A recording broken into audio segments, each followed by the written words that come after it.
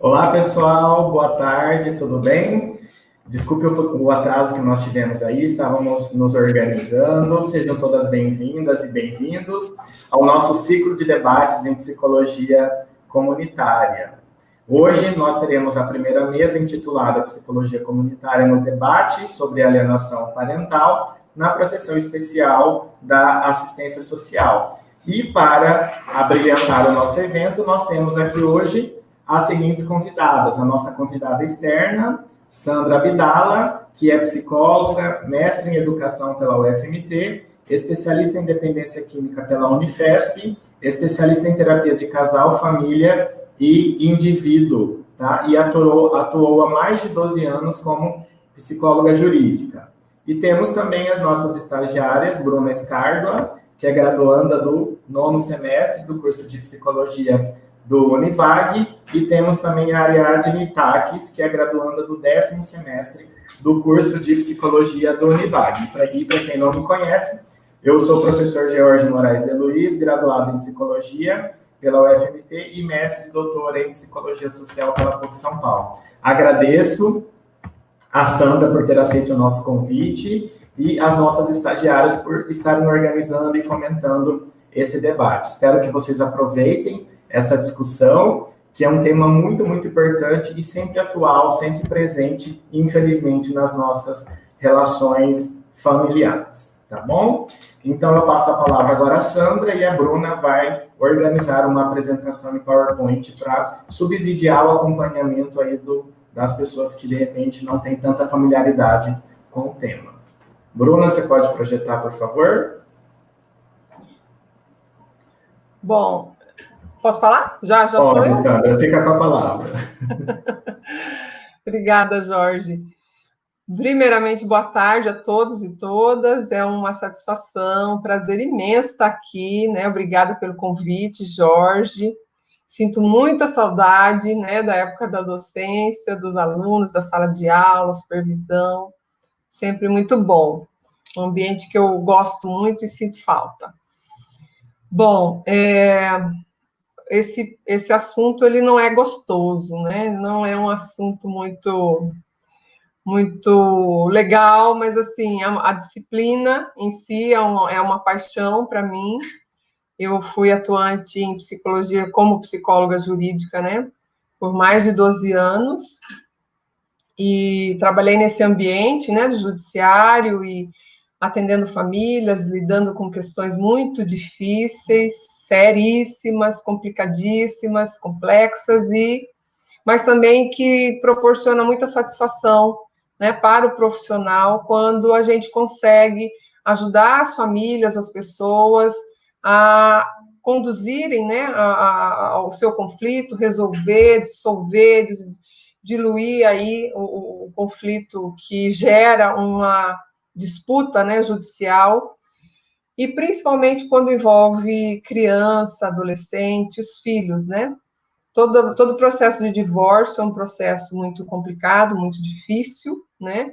São poucos os casais que a estatística mostra isso, a literatura, né? O referencial teórico sempre diz aí para gente o quanto que o índice de divórcio amigável ele é bem menor que o índice de divórcio difícil, né? Que são as disputas, as brigas judiciais por guarda, por pensão, um quer separar, outro não quer, e tem a questão, muitas vezes envolve violência, até doméstica, mas enfim, esse é um tema apaixonante para quem gosta, né? Eu sempre disse para os meus alunos, quando dava aula, que se você não gosta desse ambiente, porque tem psicólogo que tem birra, né? Do pessoal do direito, não gosta, acha que o pessoal do direito é tudo semideus, né? Juiz principalmente. E eu sou da turma do seguinte lema: quanto mais difícil, fica mais legal. Então, é isso aí, é enfrentar juiz, é enfrentar advogado, e situações difíceis, né, com as famílias e com as pessoas, com as partes do processo. Então, assim, eu não sei se todos têm a questão do conceito, do que é, né, alienação parental. Mas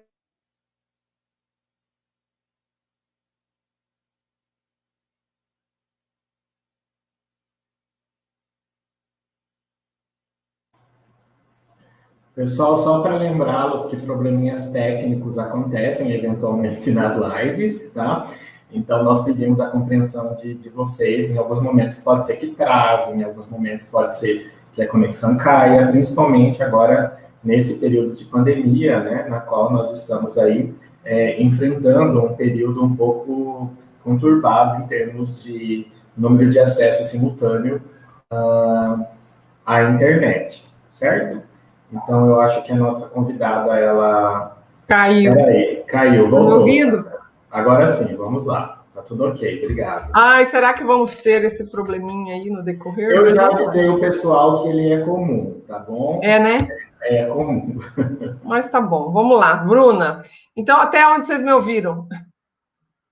Você estava falando da familiarização, do conceito. Ah, né? então, tem algumas pessoas, alguns alunos que já tinham familiaridade com o termo alienação parental. Não é como que as pessoas... Alienação parental. Muitas pessoas falam alienação parental. Por favor, meus alunos são proibidos de falar alienação parental. É alienação parental, né? E para quem já sabe, ótimo, mas para quem não sabe, a gente vai falar um pouquinho do que é isso. Pode passar aí, Bruna, por favor. Tá, o que é? É uma síndrome? Não é uma síndrome? Vamos falar na linguagem da psicologia, né? Esse termo alienação parental, ele está muito mais ligado à questão, né, jurídica mesmo, né? A psicologia, ela não considera a alienação parental como uma síndrome, porque tem a questão de associar o termo a uma doença, né, psiquiátrica, até porque quem criou o termo, né, foi um médico psiquiatra. A Organização Mundial de Saúde inclui o reconhecimento do fenômeno, do termo, né, alienação parental, enquanto um evento nem lembro o que é isso aqui mais, ou seja, a palavra alienação foi indexada dentro do CID como problemas relacionais da criança com o cuidador, não como um diagnóstico. Passa lá, Bruna. Vamos bem rapidinho falar do que é síndrome. Fenômeno pouco conhecido até a década dos anos 2000, apesar de ser um problema bastante comum nas famílias em contexto de dissolução conjugal. Quem aqui que tem pais separados, né, é muito difícil que não tenha vivido a questão da alienação. Só que uns em maior, outros em menor intensidade. Existem casos graves, né, de alienação, mas geralmente, quando o divórcio ele não é um processo tranquilo, com muita frequência as crianças são vítimas da alienação parental. Então, vamos lá, foi com o surgimento da Lei 12.318 que o fenômeno passou a ter maior visibilidade no cenário jurídico. Então, o quê? Foi por meio de lei, né? Foi por meio da lei, o psiquiatra cria o termo, estudou e criou o termo, e o judiciário, ele cria isso, né, a questão da alienação parental, como na forma de lei. O artigo 2º considera ato de alienação parental a interferência na formação psicológica da criança e do adolescente promovida ou induzida por um dos genitores, pelos avós ou pelos que tenham a criança ou adolescente sob a sua autoridade, guarda ou vigilância, para que repudie o genitor ou que cause prejuízo ao estabelecimento ou à manutenção de vínculos com este. Bom, acredito que as pessoas aqui já começam a se familiarizar o que é alienação. Excluir ou não o guardião da vida do filho, né? Obstrução ao direito da convivência familiar entre a criança, descumprimento de horário de visita. Bom, aqui já é uma forma de alienar. Mas vamos lá. Quando, na questão do divórcio, né, e que as coisas estão complicadas para o ex-casal, quem geralmente sofre a consequência são os filhos. O que costuma acontecer? o pai ou a mãe, né, o genitor ou a genitora, começa a desqualificar a figura paterna ou materna para a criança. E isso não é só pai e mãe que faz. Muitas vezes são os parentes, né, a madrinha, o padrinho, a avó, o vô, a tia, um primo, né, que fala de uma maneira desqualificadora da figura paterna ou materna para a criança.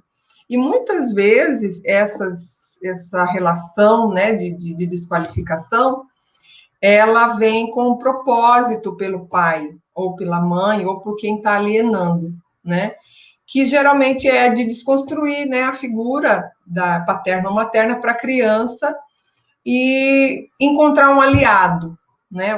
O pai ou quem está alienando busca a criança como um aliado para provocar alguma coisa, ou reivindicar alguma coisa, ou impedir alguma coisa com outro genitor. Se for para obstruir direitos à convivência familiar entre criança e genitor, às vezes o casal separa e o pai ou a mãe não quer que o filho ou a filha conviva com o pai. E isso não é legalmente falando, né?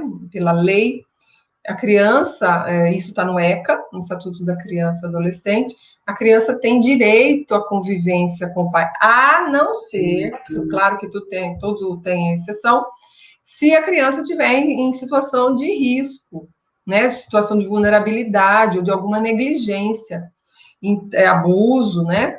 Então, assim, cada caso um caso. Mas, via de regra, numa separação em que não exista nem nada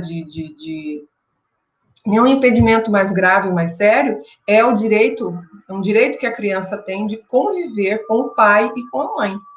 Mas como o casal está em disputa, está em briga, aí começa o jogo, né? Eles querem desqualificar, desmoralizar, desmerecer, ou até punir a outra figura, seja materna ou paterna, impedindo o pai de ver a criança. Então, assim, a punição, ela fica muito mais direcionada ao genitor ou à genitora. Mas quem sofre a questão, né, a privação, é a criança. Bom, o que eu vou falar um pouquinho da experiência, né? Como que faz? Fica aberto para alguém perguntar ou depois que eu falar, Jorge? Pode falar, depois a gente abre, Sandra, no final, tá bom? Vou falar um pouquinho da minha experiência, assim, só para vocês enxergarem um pouco como é que né, como é que o psicólogo trabalha nesse contexto e o que é que o psicólogo observa e o que ele recebe, né, no ambiente de justiça, quando ele recebe um processo em que está lá um processo por maus tratos, né, maus tratos da criança. A mãe denuncia o pai ou o pai denuncia a mãe por maus tratos. Primeiramente, a gente vai... tem gente que gosta de ler o processo primeiro, tem gente que não quer se contaminar, né? Eu, particularmente, eu leio. Eu gosto de ler, me inteirar o que é, o que eu vou receber, né? Quais foram as providências que já tomaram, até nos meus questionamentos, né? A família, para entender melhor. Então, primeiro a gente vai ler o processo, vai ouvir as partes, né? E ouvindo, o que é ouvir as partes? Vai ouvir o denunciante, vai ouvir a pessoa denunciada. E a criança? Vai ouvir a criança? Aí a gente vai entrar num outro contexto, numa outra discussão bastante séria também no âmbito jurídico, e para a psicologia principalmente, que é a questão do depoimento especial, né? Tem as vertentes a favor, tem as vertentes contra, tem a vertente contra, e é uma discussão, acho que bastante necessária, né, falar sobre depoimento especial, e que acho que isso ainda está amadurecendo também para a psicologia, no entendimento do quão isso pode ser benéfico ou pode ajudar, né, o profissional e a família a resolver melhor a situação. Mas, enfim, a gente vai ouvir as partes, e ouvindo as partes, a gente vai tomar conhecimento da história de cada um. O que é que move essa pessoa a denunciar, né, o parceiro ou a parceira por maus tratos, né? E como sempre costumo também dizer que o teor do processo é uma coisa, mas quando você escuta, você vai descobrir um monte de outras coisas, né? E aí é que a gente muitas vezes fica, mas e aí? Eu vou me ater só à denúncia, né, ao que está no processo, ou eu vou me ater ao que eu vou descobrindo no decorrer do processo e coisas também que tem outros desdobramentos, né? Mas, ouvindo as partes, você vai entendendo o que é, e aí é que você vai tomar mais propriedade, conhecimento do que está acontecendo com aquele ex-casal, né, que se separou, né, no meu caso, ele não estava em processo de divórcio, ele já tinha se separado, né, em juizado especial. Então, aí você vai entender o que é que está acontecendo, aí você vai descobrindo que, olha, ele não paga pensão, olha, ele não visita, né, a criança, ou ela, né, e ele foi visitar depois de não sei quanto tempo a criança foi lá e voltou com um arranhão. E aí você vai falar, mas o que era esse arranhão? O que você entendeu desse arranhão? E aí tá lá a foto no processo, às vezes é uma coisa... Criança brinca, não brinca, gente? Criança brinca. Criança machuca, criança anda de bicicleta, cai, rala joelho, rala cotovelo, faz galo na cabeça, às vezes corta alguma coisa. Criança saudável é uma criança que brinca, né? E muitas vezes, quando o pai e a mãe não estão se entendendo bem, essas situações, para o pai ou para a mãe, ela vem como negligência, vem como maus tratos, ou como uma possibilidade de ferrar, né, o outro, né? E, então, assim, tem as situações que isso é verdadeiro, né, que de maus tratos, de fato, e tem as situações que você vai ver que não é bem assim, né, que eles estão, na verdade, brigando e que estão usando a criança para conseguir o que eles querem conseguir. Mas como que é que eles podem alienar, né, a criança? Vamos ver aqui. Obstrução do direito de convivência familiar, como falei, descumprimento dos horários de visitas, eles acusam, né, o parceiro ou a parceira lá, o ex-parceiro ou a ex-parceira, de não cumprir com os horários de entregar ou de buscar a criança, ou no dia de ver a criança, justifica a ausência da criança como ela não quer te ver, né, fala para o outro parceiro, ela não quer te ver, não precisa vir me pegar porque ela não quer te ver. Mudança abrupta de cidade, tem muitos pais que, por conta de não querer mais que o filho ou a filha tenha contato com um dos pais, muda de cidade para impedir esse contato e essa convivência. Alegações de maus tratos e abuso sexual, como eu falei. Muda aí, Bruno. Onde se insere o trabalho psicólogo nessa temática? Embora essas questões possam ser estabelecidas sem que o juiz recorra ao psicólogo, o artigo 5º da lei diz que ele poderá fazê-lo determinando a realização da perícia psicológica ou biopsicossocial. Então, é legal, né? O seu trabalho, o trabalho do psicólogo no judiciário, ele tem esse reconhecimento e na parte legal de que é necessário, nem sempre necessário, mas quando ele entender que é necessário, ele vai encaminhar para o estudo. De acordo com o artigo 5º, primeiro, uma vez determinada a perícia, o laudo deve conter entrevista pessoal com as partes, exame histórico. Não sei se isso aqui... Eu fico meio confusa se a gente fala sobre isso. Mas, vamos lá. Entrevista pessoal, como eu falei, exame de documento dos autos, que eu falei também, tem gente que lê, tem gente que não lê. Histórico do relacionamento do casal e da separação, que é onde o que a gente vai investigar, né? Cronologia dos incidentes, você vai ver o que aconteceu nessa, né, na linha do tempo mesmo, como é que as coisas foram se agravando ou como é que elas foram acontecendo, avaliação da personalidade dos envolvidos, de todas as partes, tanto do pai, da mãe, como da criança, e muitas vezes, já aconteceu, muitas vezes, de eu chamar familiares, né, para entender melhor o que é que se passa, né, como é que eles percebem essa relação, né, do pai com a filha, ou da mãe, enfim.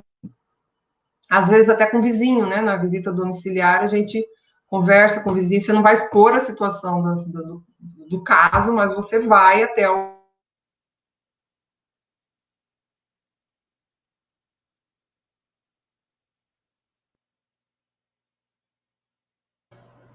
Tivemos mais um probleminha técnico, vamos só aguardar um minutinho a professora Sandra. O vizinho para entender melhor como é que é.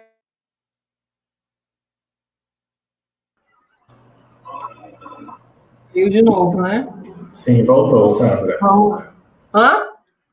Voltou, agora tá ok. Caiu rapidinho. Vamos lá.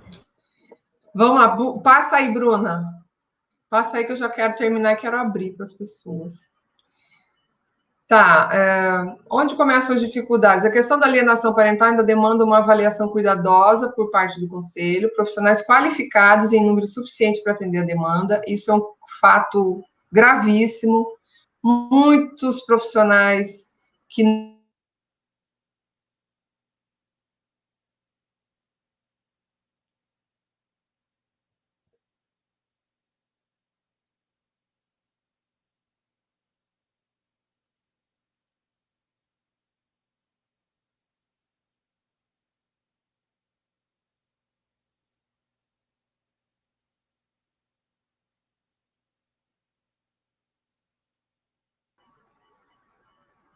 Vamos lá. Se a pessoa não tem preparo, se ela não tem muita experiência, né, são estragos, assim, que eu costumo dizer, são estragos muitas vezes irreversíveis. Tem um quadro, tem um vídeo que está no YouTube, eu não vou lembrar o nome dele, mas eu passo para o Jorge depois passa para vocês. É um vídeo bem interessante, é um documentário, na verdade, que é específico sobre alienação parental e conta a história de famílias de acusações falsas e que o psicólogo, por meio do relatório, ele afirma a favor da pessoa que fez uma falsa denúncia. E a pessoa perdeu.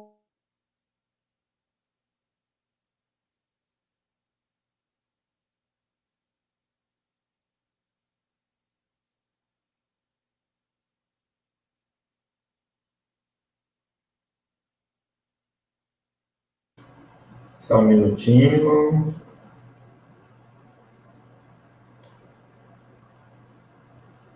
Vamos só aguardar restabelecer aqui a conexão da professora O pai Sandra. perdeu a guarda.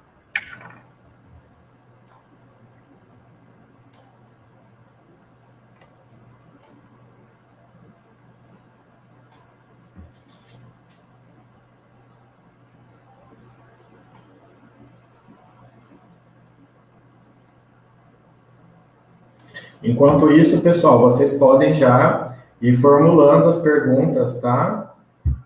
Oi, Sandra, agora voltou. Eu estou falando para o pessoal aqui já se animar aí para formular as perguntas. Pode continuar. Sim, eu já vou até começar encerrando. Mas, enfim, só vou terminar a história do vídeo. O pai perdeu a guarda da criança e foi por responsabilidade. Isso depois de muitos anos, uma outra profissional que foi investigar essa resolução e essa decisão do juiz, e que depois foi descoberto que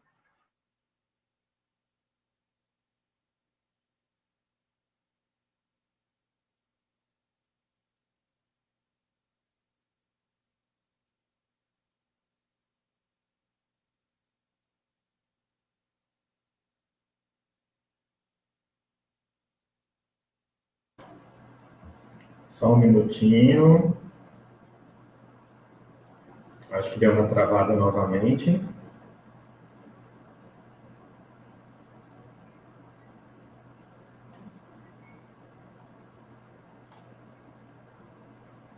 Oi. Oi, Sandra, pode falar. Então, então, assim, a repercussão de um trabalho de uma profissional que, não sei se era competente ou não, mas, enfim, é para salientar o quanto de responsabilidade o profissional, o psicólogo tem. Ah, Sandra, vai falar, mas então a culpa é do psicólogo.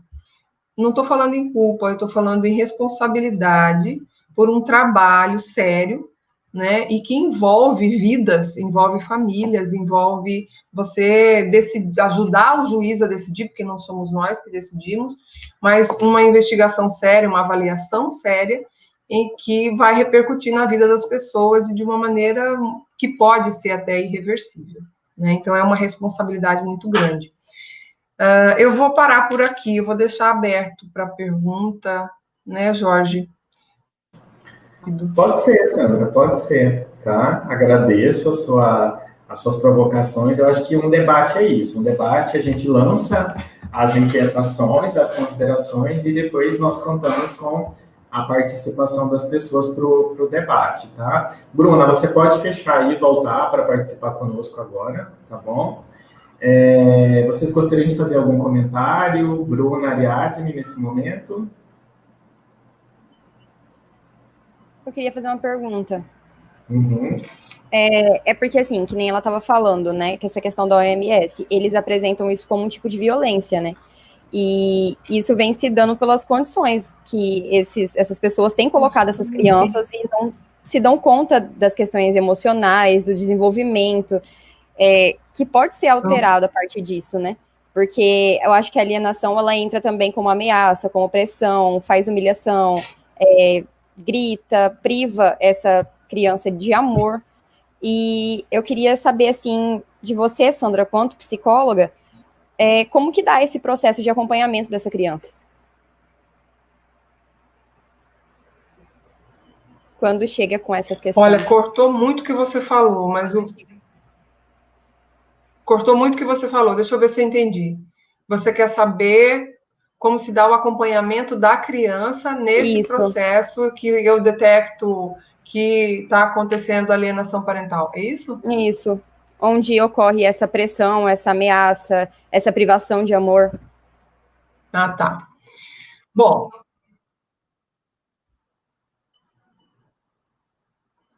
não entendi.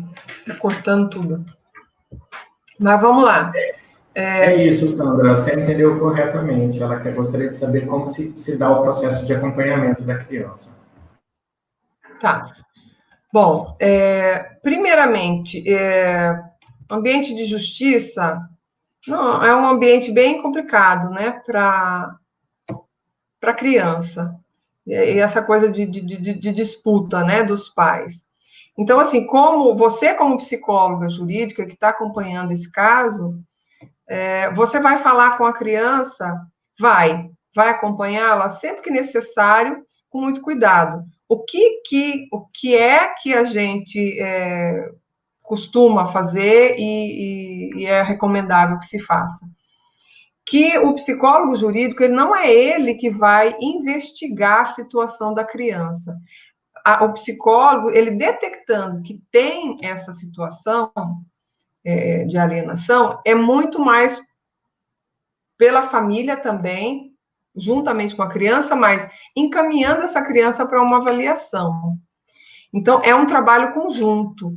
Você vai encaminhar a criança para o psicólogo e o psicólogo vai fazer o trabalho dele no consultório dele. O que acontece muitas vezes no Fórum da Capital? O Fórum da Capital trabalha com prazos curtíssimos.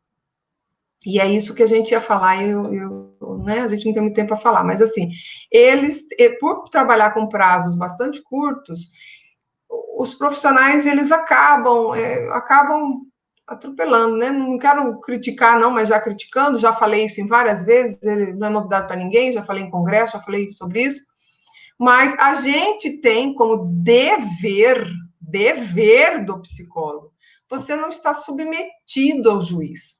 O juiz, numa carga hierárquica, ele é seu superior, você deve respeito, ele é seu superior. Mas, tecnicamente, nós falamos tete a tete. E o que acontece? Muitas vezes o profissional tem medo do juiz.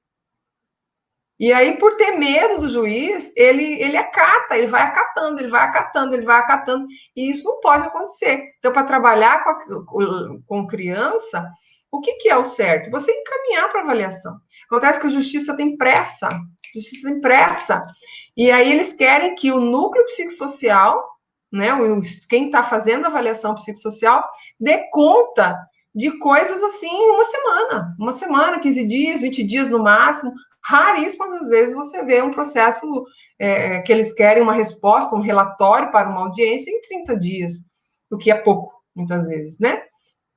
Então, assim, o que eu acho muito importante, um profissional que vai trabalhar no âmbito jurídico, ele ter essa consciência, ele precisa ter essa construção identitária de que ele não é submisso a juiz, a figura de autoridade, nem a promotor, nem defensor público, nem advogado, nem ninguém. Ele não é submisso. Tecnicamente, nós falamos de igual para igual. Acontece que, hierarquicamente, claro, o juiz é o seu superior e você vai falar, vai ter que pedir agendamento. Só que, assim, as pessoas não fazem isso. O juiz, às vezes, muitas vezes, não dá acesso ao profissional. Só que ele não me dá acesso e eu preciso falar com ele, eu preciso cavar esse espaço, entendeu? Agora, para trabalhar com a criança, você vai entrevistar ela algumas vezes, você vai detectar, só fazer visita domiciliar, mas geralmente, você...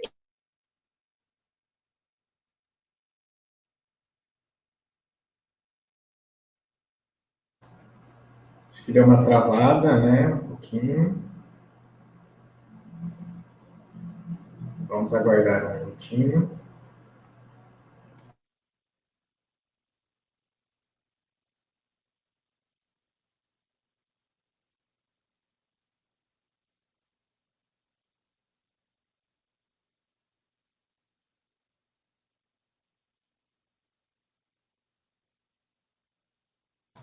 Veja que a Daniela tem várias perguntas aqui.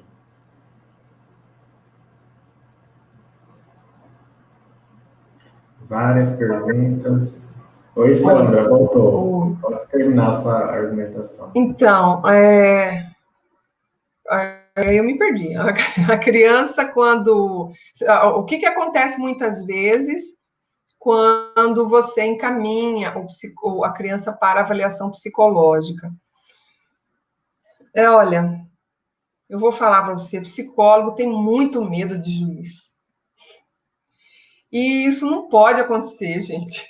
A gente tem que... Eu também tenho, sabe? Eu também tenho. Mas a gente tem que partir para um enfrentamento saudável, sabe? E isso é você também constituir e estruturar ali, fixar também o seu lugar de importância, que é da profissão, né? Que é da profissão, não é seu, é da profissão. Então, quando você se depara com um profissional que você fala com ele no telefone, ele vai numa linha de percepção que é que você está tendo, mas aí ele manda um relatório, que é o que vai juntar o processo, ele não fala o que ele teria que falar para ajudar o juiz naquela situação, ele fica neutro, né? E aí você fala, caramba, nós conversamos tudo tão diferente, numa outra linha, e aí o relatório vem uma coisa neutra, assim, que não contribui, não esclarece, não elucida, nada, não ajuda em nada para o juiz. E aí, muitas vezes, o abacaxi fica para você, que é lá do juizado, do fórum, ou do juizado especial da infância ou criminal, para você, vamos falar, peitar, né, né? E por que peitar? Por quê? Porque você tem uma responsabilidade imensa quando você produz o seu relatório psicossocial. Então, tem um psicólogo que veio aqui, até no congresso que nós fizemos, e nós chamamos ele, que eu já esqueci o nome, sou péssima com o nome. O estudo dele, a tese de doutorado dele foi em cima de pesquisas de material, de relatório de psicólogo no judiciário e que sofreram penalidades, sabe? Por não saber como fazer um... Mas, eu estou incumpridando a conversa, você perguntou sobre criança, né? Que tem tanta coisa, eu gosto muito de falar disso, Mas sobre criança, eu respondi sua pergunta? Sim. Respondi. Maravilhosa, foi ótimo. É que envolve muita coisa, né? Envolve muita coisa. Sim. Ô, Sandra, eu vou passando aqui algumas perguntas, todas da Daniela, tá? Só que são várias perguntas aqui. Ela pergunta, então, agora, se há projeto onde esses pais ou familiares que estão passando pela situação de separação possam ter alguma orientação. Sim, sim. O judiciário, se tem uma das coisas lindas, assim, que eu acho que o judiciário faz nesse sentido, eu sou super fã desse trabalho, que é a oficina de parentalidade. Só que, infelizmente, e por responsabilidade nossa, de psicólogo, quem ocupa esse lugar e quem criou esse projeto não foram psicólogos. Essa é a minha maior frustração. Porque quem conduz geralmente esse trabalho são operadores do direito. E eu falo, esse lugar não é deles. Esse lugar não é deles, mas como eles criaram, né? Eles estão conduzindo, mas eles têm uma condução que não condiz muito com a nossa prática. Mas é um trabalho que, para quem não tem assistência nenhuma, a oficina de parentalidade é um momento de acolher e orientar essas famílias que passam por situações de processo de divórcio difícil e que é detectada alienação parental, de psicoeducação, de informação, de troca, né, e de orientação, não só para os pais, para a família, pai, mãe, alguma avó, às vezes madrinha participa, e para criança e adolescente. São oficinas diferentes, né, em grupos diferentes, por idade, e o casal que está se divorciando, ele também participa em grupo diferente, eles não participam na mesma sala, até para evitar qualquer transtorno, né? Mas é um trabalho belíssimo que o judiciário faz para pais, né, de orientação para pais. As avaliações, no caso de personalidade, são informados aos participantes? Sim, porque se você faz uma avaliação, o produto da tua avaliação é o relatório que você junta no processo. E tudo que está no processo é de direito das partes ou do representante legal, entende? Então, tudo que você escrever ali, ele vai ter acesso. A área jurídica ainda existe muita barreira de informação errada por conta dos avaliados, medo de falar e acabar se prejudicando? Acho que sim, mas assim, barreira, informação errada por conta dos avaliados? Eu acho que se você está...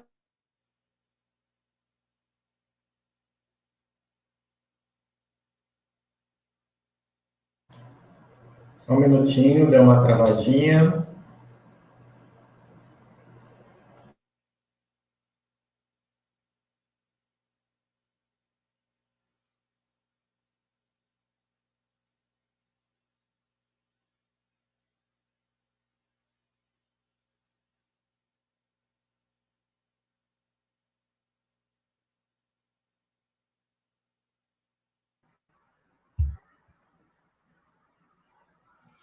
Só para concluir, Daniela, existe sim, e eu acho que você pergunta no sentido dele.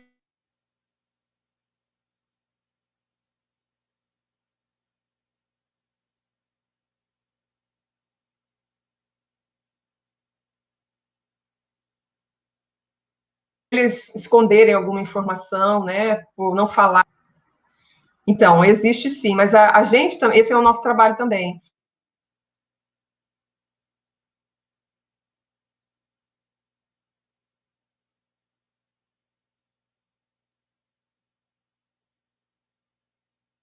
Deu uma travada novamente.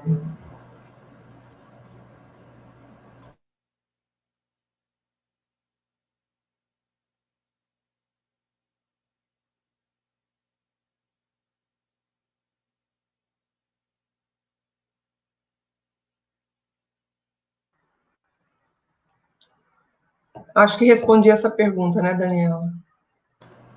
Deu uma verdade. Tá, Sandra, vamos para a última pergunta, que também é da Daniela. Eu acho que ela está super interessada por essa área. Qual a postura do psicólogo deve ter quando o laudo do psicólogo não é esperado, não é o esperado pelo juiz, ele pede uma reavaliação? Bom, a postura do psicólogo, primeiro, eu acho que é do diálogo, né? porque ele está invalidando o teu trabalho de alguma forma e você precisa saber por quê, né? Porque você se dedicou, você estudou o processo, além de estudar o processo, você fez a sua avaliação das pessoas, você acompanhou as pessoas, você foi em busca de informação.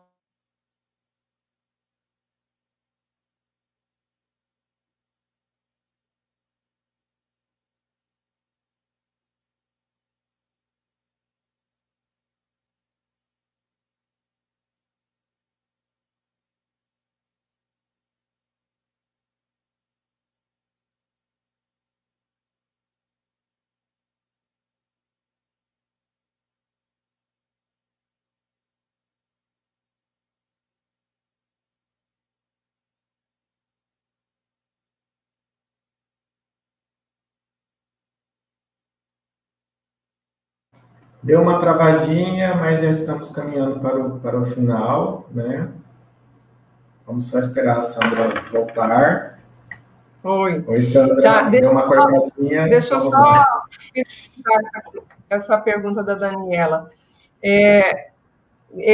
Acho que o primeiro passo é ir em busca dessa informação pelo diálogo com o juiz e para você entender o que não está atendendo, né? E uma outra, e isso vai também ao encontro daquilo que eu disse, de não se submeter, não é, mas ele pediu de novo, né? E aí você vai lá e você vai fazer de novo. Como assim eu vou fazer de novo? Né? O que aconteceu aqui? Minimamente eu preciso entender o que é que está acontecendo, até para ver se eu tenho que fazer isso de novo, né? Então, mais uma vez, essa postura, esse lugar que você ocupa ali, que se você está nesse lugar da submissão, você só vai acatar, você vai fazer outro estudo, e aí você vai vai avaliar a mesma coisa? Então, assim, é o que eu digo, a gente tem que estar em constante diálogo, né? Não de aceitação apenas. Muito obrigado, Sandra. Muito obrigado. Acho que a gente está caminhando para a reta final. Imagino que você também tenha novos atendimentos para fazer no seu consultório. Nós temos mais uma mesa agora. Então, eu vou passar para as considerações finais, 1 minutinho de cada um. Bruna, você gostaria de fazer suas considerações finais, deixar sua mensagem, fazer algum comentário? Na verdade, eu tenho uma pergunta. Tá. Eu queria saber, Sandra, se, por exemplo, a mãe está fazendo alienação parental e o pai, por ser uma pessoa leiga, não percebe e deixa passar. Eu queria saber se outras pessoas da família podem denunciar, entrar com alguma ação em relação a isso. Poder pode, né? Aí eu acho que entra a importância da comunidade, da informação, da socialização da informação. As pessoas têm que tomar conhecimento, né, disso, porque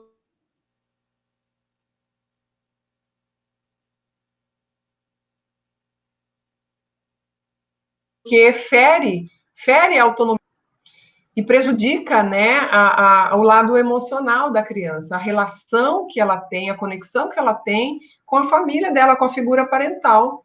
Então, e isso é um direito que ela tem. Então, acho que as pessoas tendo informação sobre isso e as consequências, as decorrências, né, e as consequências disso, acho que já é um bom caminho, né? Mas, havendo se alguém detectar isso, acho que primeiro, sabe aquela coisa, vamos advertir, vamos orientar, né? Depois a gente vai advertir, se a coisa não mudar a configuração, aí a gente parte para uma outra situação.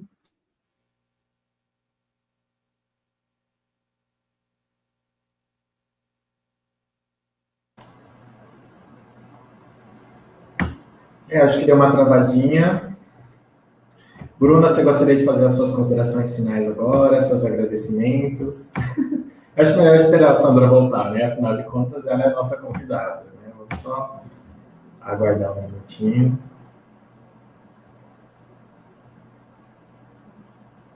Ariadne, você está nos ouvindo? Sim. Tá bom. Vamos só esperar a Sandra retomar aqui para vocês ir pensando aí nas considerações finais, nos agradecimentos. Tá? Nós não temos mais tempo, infelizmente, para prolongar o nosso debate, tá? Porque nós temos uma outra mesa. Puxa vida. A Sandra caiu agora. Vamos aguardar só um minutinho para ver se ela consegue restabelecer a conexão, pelo menos. Aqui, está voltando. Pronto, Sandra. Diga lá, termina a sua conclusão para a gente fechar. Gente, olha, eu espero de coração mesmo ter contribuído de alguma forma com vocês, com a minha experiência. É um assunto muito que eu tenho muito apreço, que eu gosto muito, né? E eu acho que carece de muita orientação, porque, na verdade, um processo de divórcio e numa família que está vivendo algum conflito e a criança que vive a situação de alienação é muito triste. Quando você vê isso acontecendo nas famílias, isso é muito lamentável, é muito triste mesmo. E a criança sofre demais, né? Então, assim, obrigada, sabe, pelo convite, pela oportunidade de estar aqui. Espero ter contribuído de alguma forma com vocês, tá bom? Maravilhoso. Bruna? Obrigada a você, Sandra. Foi uma aula muito linda com você. Obrigada. A Ariadne mesmo falou para mim, quando a gente ficou sabendo que era você que ia estar na nossa mesa, ela falou, nossa, já fui numa palestra dela, ela é maravilhosa. Que legal, obrigada. É mesmo, muito obrigada, viu? Fico feliz que vocês gostem, né, que eu posso contribuir. Jorge, beijo, Bruno, beijo, Ariadne, beijo para todo mundo. Vamos só deixar a Ariadne despedir de você também. Vamos lá, Ariadne, rapidão, porque a Sandra tem paciência. Não, mas então, é que nem eu estava falando, né? Antes de começar, eu falei com o professor e falei com a Bruna, a mesma coisa eu falo aqui. Quando eu entrei na faculdade, eu participei de uma palestra sua na Semana da Psicologia sobre alienação parental. Era algo que eu não conhecia, era algo que eu não fazia ideia e que depois daquilo passou a ser algo muito importante para mim. Então, eu acho, sim, que infelizmente, é muita falta de informação. Mas eu quero te agradecer pelo seu conhecimento, por passar isso um pouco pra gente, né? E te dizer que, olha, depois daquela palestra, você é top demais. E eu te adorei. E eu falo mesmo, porque eu saí falando de você para todo mundo e eu estou muito feliz que a nossa mesa foi com você. Que bom, obrigada. Então, obrigada. Sandra, um beijo, muito obrigado por mais uma vez contribuir conosco, é sempre bom vê-la em nossos eventos, tá bom? Bom trabalho, obrigada, viu, de coração. Abraço. Bom trabalho para vocês, viu? Tchau, obrigado, tchau. Sandra. E vocês que estão nos assistindo no YouTube, vamos para a próxima mesa, pessoal, com a Camiele, que também é imperdível. Tchau, tchau. Tchau.